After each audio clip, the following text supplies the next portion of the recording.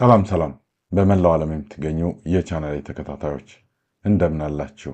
በያላችሁበት ሰላም ጤናና ፍቅር እንዲሰጣችሁ እየተመኘው ለዛሬ ይዤላችሁ የመጣሁት ርዕስ ዲሊት በሚል ኮማንድ ነው። እንግዲህ ካስታወሳችሁ በባለፈው ቪዲዮ አፕዴት በሚል ርዕስ ለምሳሌ እድሜያቸውን በስህተት አስገብተን ከነበረ ለምሳሌ ዓመት ልጅ ተማሪን 21 ወይ 22 አድርገን ከሆነ እንዴት አድርገን ትክክለኛውን እድሜ አፕዴት በሚል ማስተካከል እንደምንችል፣ ግሬድ ተሳስተን ከነበረ የተስተካከለውን ግሬድ እንዴት አድርገን መልሰን አፕዴት አድርገን ማስገባት እንደምንችል አይተን ነበረ ማለት ነው። ዛሬ ደግሞ ዲሊት የሚለውን በጥልቀትና በስፋት እናያለን። እስከመጨረሻው አብራችሁን ቆዩ። ለዚህ ቻናል አዲስ የሆናችሁ ደግሞ ሰብስክራይብ አድርጋችሁ የደወል ምልክቷን ከተጫናችሁ እንደዚህ አይነት ቪዲዮዎች ይደርሳችኋል ማለት ነው። ስለዚህ ሰብስክራይብ እንድታደርጉ እጠይቃለሁ ማለት ነው። ዛሬ ደግሞ ዲሊት በሚለው ኮማንድ የማንፈልጋቸውን መረጃዎች ለምሳሌ አንድ አስተማሪ ከነበረበት ትምህርት ቤት ቀይሮ ወደ ሌላ ትምህርት ቤት ቢሄድ ያንን መረጃ ከዛ በኋላ በዛ ዲፓርትመንት የማንፈልገው ከሆነ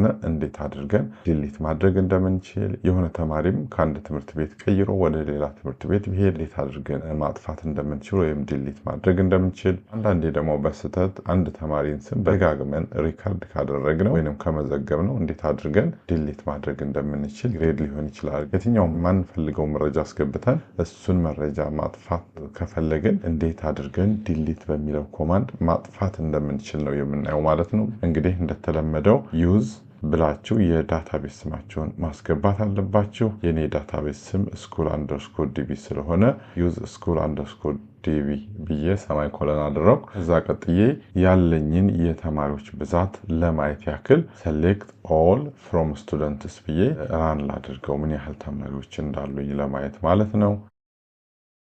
አያችሁ select all from students ሰሚኮለን አድርጌ ራን ሳደርገው እነዚህ ሁሉ ተማሪዎች አሉኝ ማለት ነው። ለማየት ያክል የስቱደንት አይዲ 103 የሆነ ተማሪ ያሬድ አለሙ ነው።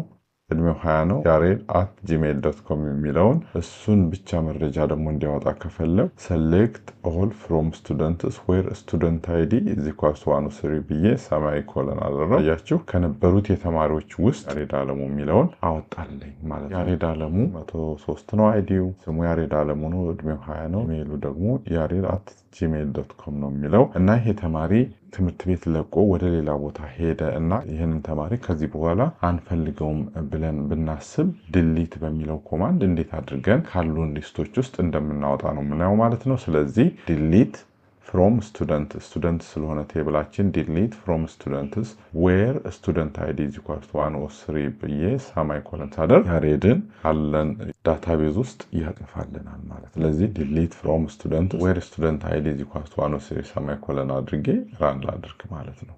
አሁን ራን አደረው። ቀጣይ የማደርገው ምንድነው ዲሊት መሆንና አለመሆኑን ለማየት ተመልሰን select all from students የሚለውን ይሄኛውን ራን አደርጋለሁ ማለት ነው። ይሄንን ራን ሳደርግ ያሬድ ሊስት እዛ ውስጥ ካለ ዲሊት አልሆነም ማለት ነው። ግን ሊስቱ ከሌለ ዲሊት ሆኗል ማለት አያችሁ።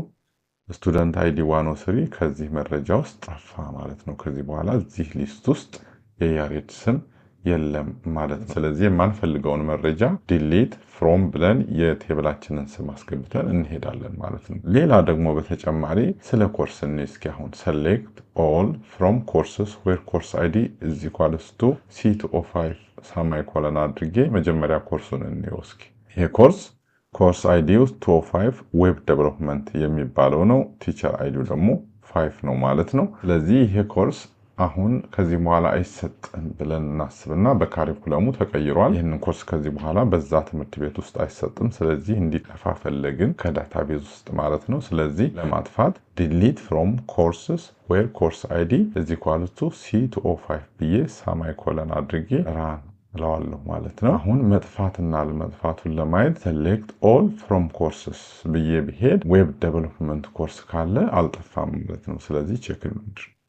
አድርጌ ቼክ ሳደርግ 205 አያችሁ ዌብ ዴቨሎፕመንት የሚለው የኮርስ ስም ጠፋ ማለት ነው ቤተሰቦቻችን። ሌላው ደግሞ እዚህ ጋር ለምሳሌ select all from enrollments where enrollment id is equal to 5 ብዬ enrollment id 5 የሆነውን መረጃ ነው ማለት ነው። ከenrollment ቴብል ላይ አያችሁ በዚህ በenrollment ቴብል ላይ enrollment id 5 student id 103 course id 202 and grade C ነው ማለት ነው።